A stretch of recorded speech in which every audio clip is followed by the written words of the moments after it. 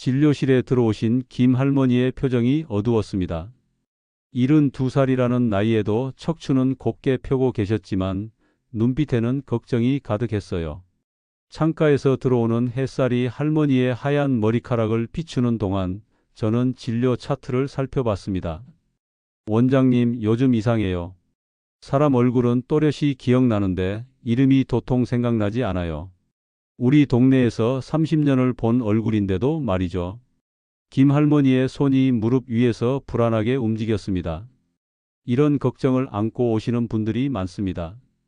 치매라는 단어는 말하지 않으셨지만 그 두려움이 말투에 묻어 있었어요. 운동은 하시나요? 제가 물었을 때 김 할머니는 잠시 당황하는 듯 했어요.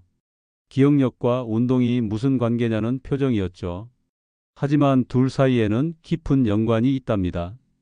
뇌는 근육과 같아서 쓰면 강해지고 안 쓰면 녹슬기 마련입니다. 운동화가 신발장에서 먼지만 쌓이듯 사용하지 않는 뇌세포도 점점 기능을 잃어갑니다. 진료실 벽에 걸린 세계보건기구 자료를 가리키며 말씀드렸어요. 전 세계의 치매 환자가 5,500만 명이 넘습니다. 그런데 놀라운 사실은 이 중 35%는 생활습관 개선만으로도 예방 가능하다는 점이에요. 김 할머니의 눈이 커졌습니다. 희망이 피어오르는 순간이었죠. 많은 분들이 치매를 불가피한 운명처럼 여기십니다. 하지만 그렇지 않아요. 기억력은 지능의 문제가 아니라 관리의 문제입니다. 매일 조금씩 관리하면 우리 뇌는 나이를 거스를 힘을 갖게 됩니다. 진료실 창밖으로 산책로가 보였습니다. 저기서 매일 걷는 80대 할아버지는 스마트폰도 능숙하게 다루시죠. 반면 움직임이 적은 50대 중에서도 기억력 문제로 찾아오시는 분들이 있습니다. 나이보다 중요한 건 습관입니다. 뇌는 늙지 않아요. 습관이 늙을 뿐이죠. 오늘은 김 할머니께 알려드린 치매 예방 생활 습관 5가지를 여러분께도 소개해 드리려 합니다. 이 습관들은 서울대병원과 보건복지부 그리고 국내외 뇌과학 연구에서 검증된 방법들이에요. 치매에 대한 두려움이 있으시다면 오늘부터 함께 실천해 보시는 건 어떨까요? 첫 번째 습관은 하루 30분 걷기 운동입니다. 김 할머니께 이 말씀을 드렸을 때 처음에는 의아해 하셨어요. 그저 걷기만 해도 뇌가 좋아진다니 믿기 어려워 하셨죠. 하지만 이건 과학입니다. 걸을 때마다 우리 뇌 속 해마라는 부위가 자극을 받아요. 이 부분이 바로 기억을 담당하는 곳인데 걷기만 해도 이 부위가 활성화됩니다.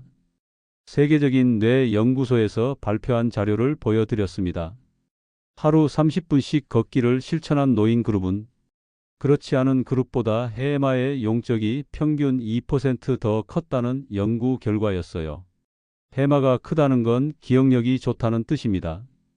걷는 동안 뇌로 가는 혈류가 증가해요. 마치 메마른 땅에 단비가 내리는 것처럼 뇌세포들이 영양분을 공급받게 되죠. 김 할머니께서는 고개를 끄덕이셨습니다. 걷기가 그리 어려운 일은 아니니까요. 매일 조금씩이라도 걸으면 된다고 말씀드렸어요. 성수대교를 건너간다거나 한강을 완주한다거나 그런 대단한 운동이 아니라도 괜찮습니다. 아파트 단지를 한 바퀴 도는 것만으로도 충분해요.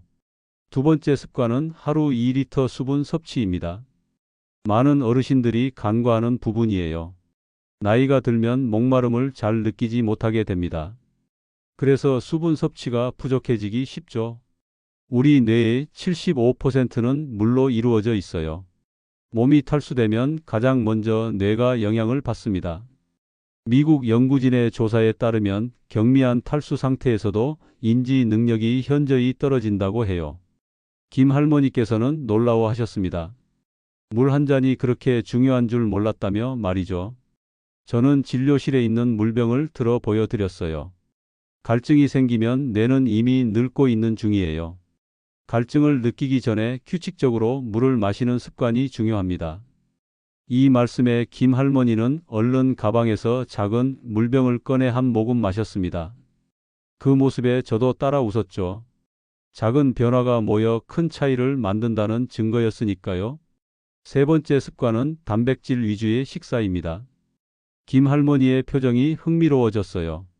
음식과 기억력의 관계는 많은 분들이 궁금해하시는 부분이죠. 제 책상 위에는 영양 피라미드 모형이 있습니다. 이걸 가리키며 설명해 드렸어요. 뇌세포가 재생되고 유지되려면 단백질이 꼭 필요해요. 특히 나이가 들수록 단백질 흡수율이 떨어지기 때문에 더 신경 써서 섭취해야 합니다. 김 할머니께서는 평소 드시는 음식에 대해 말씀해 주셨습니다. 대부분 채소와 밥이 주를 이뤘어요.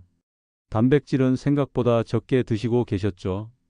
계란 한 개, 두부 한 모, 생선 한 토막, 닭가슴살 조금만 먹어도 뇌에 필요한 단백질을 공급할 수 있어요.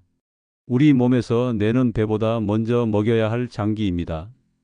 그리고 나서 네 번째 습관인 책 읽기 또는 손글씨 쓰기에 대해 이야기했습니다. 김 할머니는 예전에 일기를 쓰셨다고 했어요. 하지만 요즘은 스마트폰만 보게 된다며 아쉬워하셨죠. 책을 읽거나 글씨를 쓰면 좌뇌와 우뇌가 동시에 자극받습니다. 특히 손글씨는 놀라운 효과가 있어요. 영국에서 진행된 연구에 따르면 매일 20분씩 글쓰기를 한 노인 그룹은 치매 발생률이 25%나 낮았답니다. 이 말에 김 할머니는 깊이 생각하는 표정을 지으셨어요. 그리고 오래된 일기장을 다시 꺼내봐야겠다고 말씀하셨죠. 글씨 하나 쓰는 것도 뇌에겐 훈련입니다. 시장 갈 때 메모하기, 감사 일기 쓰기, 손주에게 편지 쓰기. 어떤 방식이든 좋습니다. 중요한 건 손으로 직접 쓰는 행위예요. 김 할머니의 눈빛이 밝아지는 게 보였습니다. 단순한 습관들이 뇌에 이렇게 큰 영향을 미친다는 사실이 신기하셨나 봐요. 저는 미소를 지으며 다섯 번째 습관으로 넘어갔습니다. 마지막으로 매일 한 사람 이상과 대화하기입니다. 김 할머니의 표정이 살짝 어두워졌습니다. 남편과 사별하고 자녀들은 멀리 살아서 말할 사람이 많지 않다고 하셨어요. 이런 상황은 많은 어르신들이 겪는 문제입니다. 사회적 고립은 치매의 큰 위험 요인이에요. 대화는 단순히 심심함을 달래는 것이 아닙니다. 말하는 행위 자체가 뇌의 언어 영역을 자극하고 기억력을 유지하는 데 도움이 돼요. 혼자 있으면 뇌가 게을러지기 쉽습니다. 김 할머니께 실제 사례를 들려드렸어요. 70세 박 여사의 이야기였습니다. 박 여사는 점점 말수가 줄고 기억력이 감퇴했어요. 자녀들은 치매를 의심했죠. 하지만 제가 처방한 건 약이 아니었습니다. 매일 시장에 나가서 물건을 사고 상인들과 인사라도 나누세요. 그게 약입니다. 처음에는 의아해 하셨지만 박 여사는 그대로 실천하셨어요. 석 달 후 놀라운 변화가 있었습니다. 말수가 늘고 기억력도 좋아졌죠. 이웃 상인들과 대화하면서 뇌가 활성화된 겁니다. 이 이야기를 들은 김 할머니는 동네 경로당에 나가볼까 고민 중이라고 하셨어요. 저는 적극 권유해 드렸습니다. 전화 통화도 좋고 동네 모임에 참석하는 것도 좋습니다. 심지어 마트 계산원과 몇 마디 나누는 것만으로도 효과가 있어요. 중요한 건 매일 누군가와 말을 나누는 습관입니다. 사람과의 연결은 약보다 강력합니다. 많은 연구에서 사회적 관계가 풍부한 노인들이 그렇지 않은 노인들보다 인지, 기능, 저하 속도가 현저히 느리다는 결과가 나왔어요. 김 할머니께서는 이제 희망이 보이는 듯 했습니다. 이 5가지 습관만 지켜도 정말 도움이 될까요? 김 할머니의 질문에 저는 자신 있게 답했습니다. 그리고 제 진료실 벽에 붙어 있는 표를 가리켰어요. 그곳에는 치매 예방 습관 5가지와 그 효과가 정리되어 있었습니다. 이 5가지 습관이 어떤 효과가 있는지 한눈에 볼 수 있게 정리해 봤어요. 표를 가리키며 설명해 드렸습니다. 걷기 운동은 해마를 강화하고 뇌혈류를 개선합니다. 수분 섭취는 인지력을 유지하고 노폐물을 제거하죠. 단백질 식사는 뇌세포를 유지하고 뉴런 회복을 돕습니다. 손글씨와 독서는 좌뇌와 우뇌를 동시에 활성화시키고요. 대화하기는 사회적 연결을 유지하며 언어 능력을 키웁니다. 이런 습관들이 모여서 뇌를 보호하는 방패가 되는 거죠. 김 할머니는 메모장을 꺼내 하나하나 적으셨습니다. 그 모습이 참 인상적이었어요. 당장 실천하겠다는 의지가 보였기 때문이죠. 이런 습관들이 약보다 효과적일 때가 많아요. 약은 이미 나타난 증상을 완화할 뿐이지만 습관은 문제가 생기기 전에 예방할 수 있으니까요. 이런 생활 습관의 효과는 즉각적으로 나타나지 않습니다. 마치 저축과 같아요. 매일 조금씩 실천하면 어느 순간 그 효과가 복리처럼 불어나 크게 돌아옵니다. 그래서 꾸준함이 중요하죠. 진료실 시계가 30분을 가리켰습니다.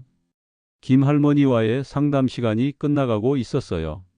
하지만 처음 들어오셨을 때보다 표정이 훨씬 밝아져 있었습니다. 원장님, 한 가지 더 궁금한 게 있어요. 저는 친정어머니가 치매셨거든요.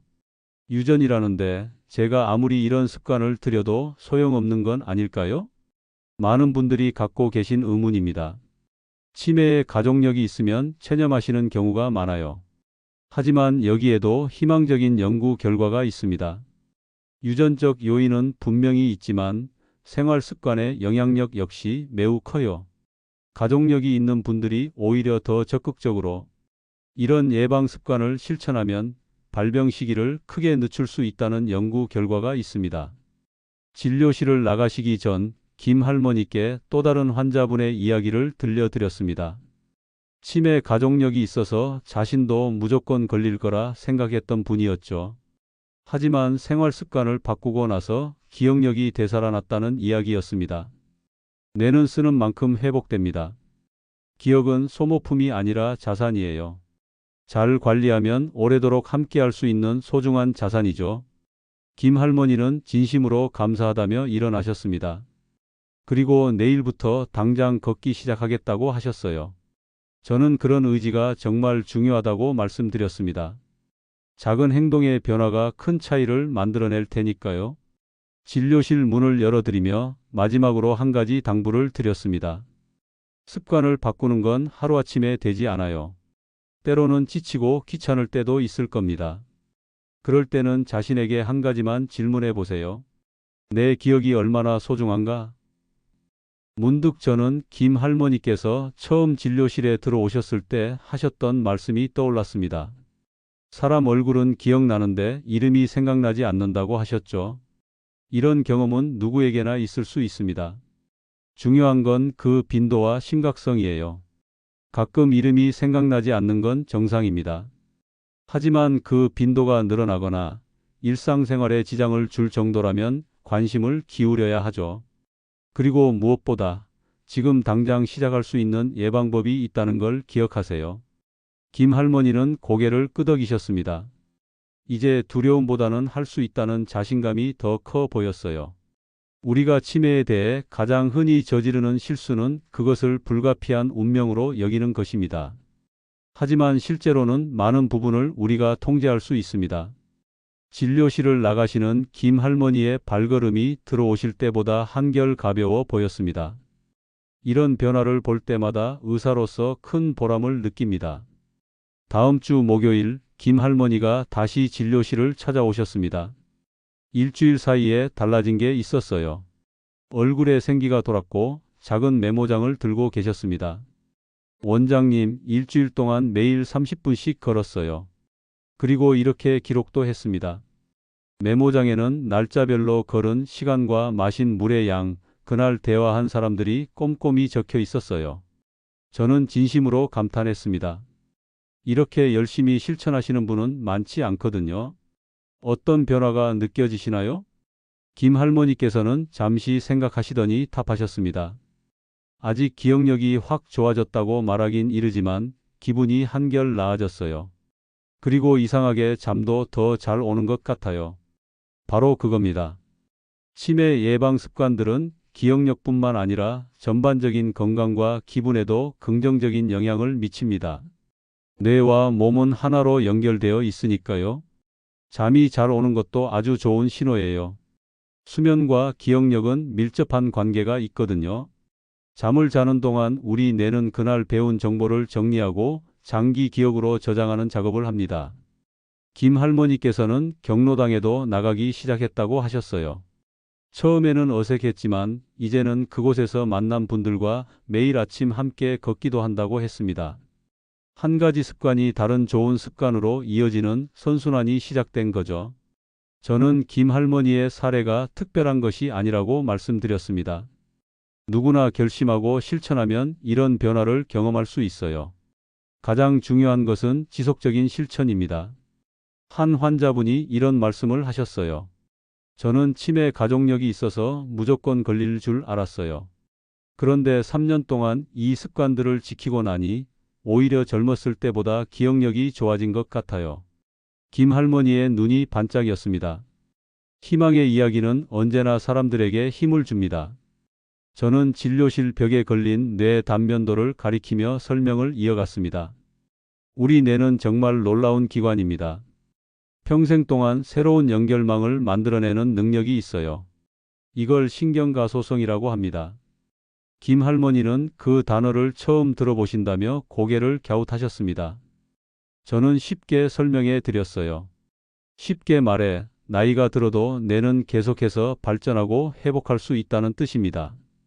마치 오래된 길이라도 자주 다니면 더 넓어지고 단단해지는 것처럼요. 김 할머니의 표정이 밝아졌습니다. 예전에는 나이 들면 뇌세포가 죽어가기만 한다고 알고 계셨다고 해요. 하지만 최신 연구 결과들은 그렇지 않다는 것을 보여줍니다. 뇌는 노력하는 만큼 회복됩니다. 그리고 그 힘은 나이와 상관없어요. 지금 시작해도 결코 늦지 않았습니다. 김 할머니는 이제 다른 어르신들에게도 이 이야기를 전하고 싶다고 하셨습니다. 그 말씀에 저는 진심으로 감사 인사를 드렸어요. 의사 한 명이 전할 수 있는 메시지보다 직접 경험한 분의 이야기가 더 큰 영향력을 갖기 때문입니다. 진료를 마치며 김 할머니께 다음 만남에 대해 말씀드렸습니다. 다음에 뵐 때는 평소에 많이 듣는 말 이건 노화입니다에 대해 이야기해 봤으면 합니다. 사실 노화라고 생각하는 많은 증상들이 실제로는 질병의 신호일 수 있거든요. 노화와 병의 경계, 그걸 알려드리겠습니다. 김 할머니는 흥미롭다며 다음 약속을 기다리겠다고 하셨어요. 그리고 마지막으로 이런 말씀을 남기셨습니다. 원장님, 처음엔 깜빡깜빡하는 게 치매 시작인가 싶어 두려웠어요. 그런데 이제는 알겠어요. 습관이 뇌를 살리고 말 한마디가 기억을 지키는 거네요.